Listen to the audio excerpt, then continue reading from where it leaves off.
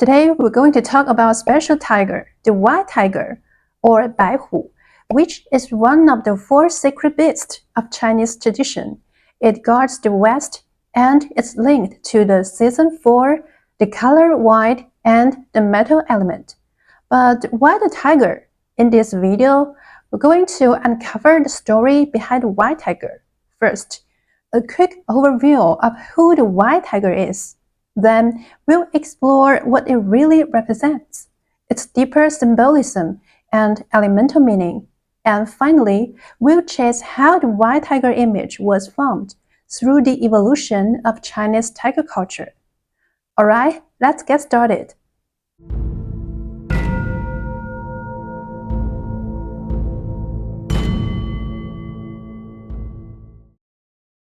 The white tiger is one of the four sacred beasts in Chinese tradition, alongside the azure dragon of the east, the vermilion bird of the south, and the black tortoise of the north.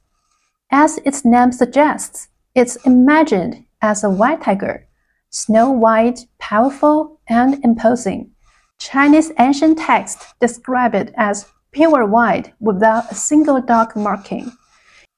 Symbolically, the white tiger represents the west, the four seasons, and color white, and the mental element. It's often associated with change, conflict, and decisive force.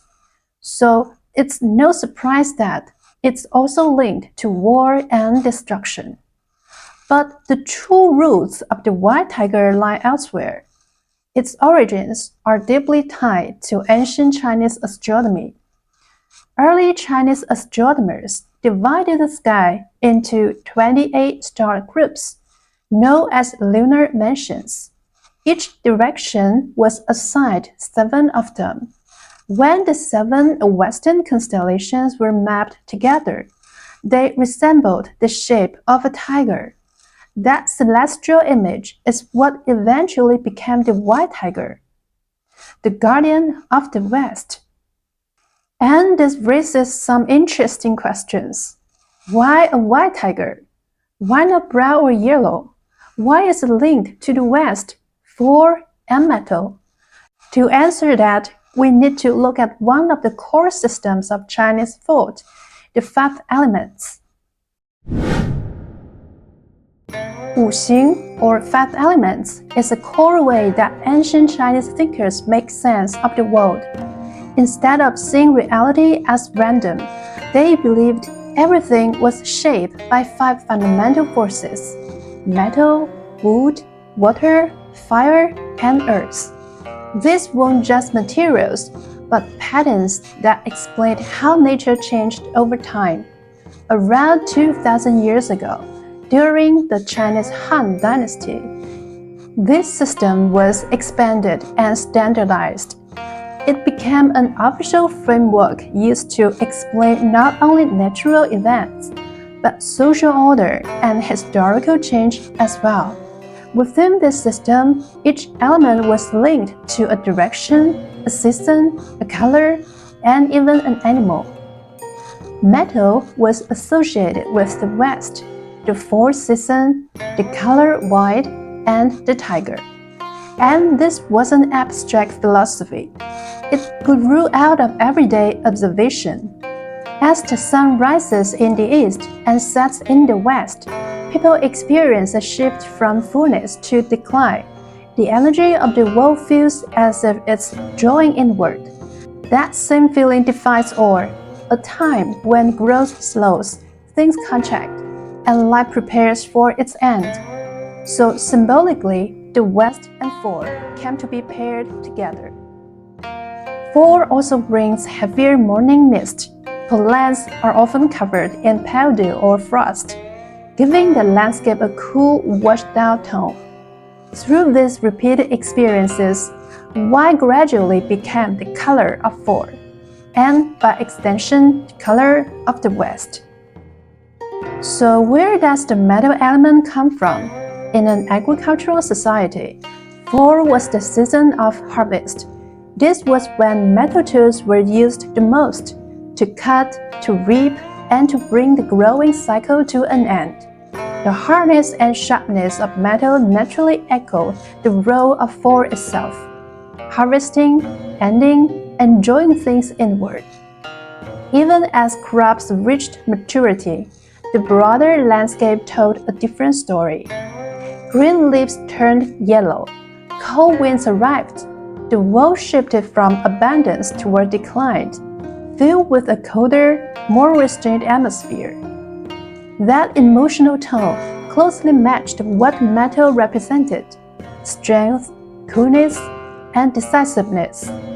Through repeated experience, ancient Chinese thinkers deliberately placed these two sets of ideas side by side. Metal, cutting, and contraction on one hand, and force, decay, and contraction on the other. Because both were anchored in the same core idea of contraction, the images reinforced one another, forming an overlapping symbolic system. From this, the association between metal, force, and the western directions was established. The meaning of metal didn't stop there. In the age of cold weapons, metal was also the material of war. People used metal blades to force change, destroy the old, and reshape the world. Over time, metal came to symbolize conflict, transformation, and the end of one order to make way for another. Within this worldview, the rhythms of nature were believed to carry moral meaning. If the cosmos followed a certain order, then human governance, especially law and punishment, should follow that same rhythm. This belief shaped real historical practices. In many periods of ancient China, executions for serious crimes were carried out mainly in force.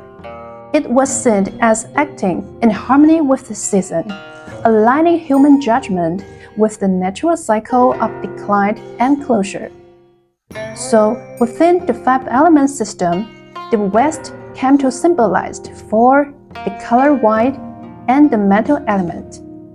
The whitetiger, solemn, powerful, and severe, embody all of these meanings at once, becoming the living symbol of the Western direction and metal energy.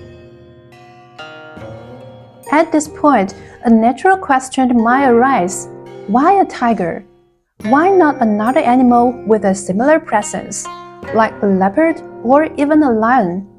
To answer that, we have to look deeper, back to the ancient Chinese reverence for the tiger itself, and to the long cultural process that shaped the white tiger as we know it. Ancient Chinese astronomers imagined the seven stars of the West as the shape of a tiger, and if you really look at that star pattern, I think that interpretation does make sense, but it's not the only possibility. You could just as easily see a lion, a leopard, or another large predator. In that sense, the image itself is somewhat subjective. But that subjectivity tells us something important. The fact that people chose to see a tiger says less about the stars, and more about how deeply the tiger was already embedded in their minds. When the Western constellations were imagined as a tiger, it wasn't a casual choice. It reflected awe. Otherwise, they would never have compared the most powerful animals they knew to the highest realm of the heavens. From that perspective, the question of why the tiger starts to answer itself. In ancient China, people encountered tigers far more often than animals like lions or leopards. Because of geography and animal behavior, the tiger was the most immediate and visible top predator. Its sense of threat was direct and undeniable. Imagine traveling in the ancient world long before modern roads, walking for days through mountains and forests just to reach another town. Coming face to face with a hunting tiger meant fear, retreat, or even death. For early communities, the tiger inspired deep fear. But fear gradually turned into reverence. And that reverence, over time, evolved into worship. This is how the tiger came to be seen not just as a dangerous animal, but as a being worthy of cosmic significance. Archaeological evidence shows that images of tigers in China can be traced back more than 8,000 years to the Gaomiao culture. This culture is known for its finely crafted white pottery, decorated with complex patterns. One recurring motif is a wide rectangular or oval mouth, emphasized by four large fangs. Many archaeologists believe these designs most likely represent the mouth of a tiger. Around 6,000 years ago, during the Shang culture, a remarkable burial reveals how the tiger's road had already evolved. In this tomb, shells were arranged to form the image of a tiger on the west side of the deceased and a dragon on the east. The placement suggests a belief that these powerful creatures would guard the tomb owner in the afterlife. More importantly, it shows that the tiger had already taken on a clear directional meaning, laying the conceptual groundwork for its later connection with the heavens and the stars. By about 4,000 years ago, at sites of the Shijiahe culture, large numbers of jade tiger heads were produced. These pieces are striking and aggressive in form, and they are found mainly in elite burials. This suggests that the tiger had become a clan totem or a ritual object, reserved for high-status ceremonial use. By around 3,000 years ago, during the Shang dynasty, reverence for the tiger reached its peak. This was an age when power, warfare, and ritual were tightly intertwined. One of the clearest examples comes from the tomb of Fu Hao, a royal consort of the king, and one of the most remarkable women in early Chinese history. She was both a military commander and a political leader. In her tomb, archaeologists discovered two massive bronze back axes. Carved onto their faces are dramatic scenes of two tigers attacking and devouring a human head. In Shang society, the battle axe was not just a weapon. It was a symbol of supreme military authority, the power to command armies, and to decide life and death. For Fu Hao, possessing this axis marked her right to wield that authority. The image of tigers devouring a human head was meant to be unmistakable. It projected violent conquest, instilled fear in enemies and subjects alike, and reinforced the ruler's dominance. At the same time, the tiger was believed to serve as a mediator between humans and the divine. These motifs likely carried ritual meaning, expressing the idea that the bearer of such power acting was heavily sanctioned, punishing in the name of the cosmos itself. By the Shang dynasty, the tiger had come to embody royal power, military command, and sacred authority all at once. It was the ultimate symbol of violence, judgment, and awe. As tiger worship continued to evolve, this sacred image moved beyond ritual objects and into myth and literature. Many mountain gods began to take on distinctly tiger-like traits. A key example appears in the classic of Mountains and Seas, compiled around 2,000 years ago, a text often described as an encyclopedia of early Chinese life. In it, the goddess xiwangmu, or the Queen Mother of the West, is portrayed in a strikingly different form from her later gentler image. She lives on Jade Mountain in the Far East, appears human but has the tail of a leopard and the teeth of a tiger, and is said to howl like a wild beast, with disheveled hair and a jade hair ornament. She rules over calamity, punishment, and death. By the time of the Han dynasty, around 2,000 years ago, reverence for the tiger had moved beyond popular belief and entered the realm of official ideology. Han scholars and court thinkers merged astronomy with the theory of the five elements, building a comprehensive cosmological system that linked direction, season, color, element, and animal. Within this framework, the West corresponded to the season 4, the color white, the element metal, and the animal tiger. Together, they form a unified way of explaining not only natural phenomena, but also political order and historical change.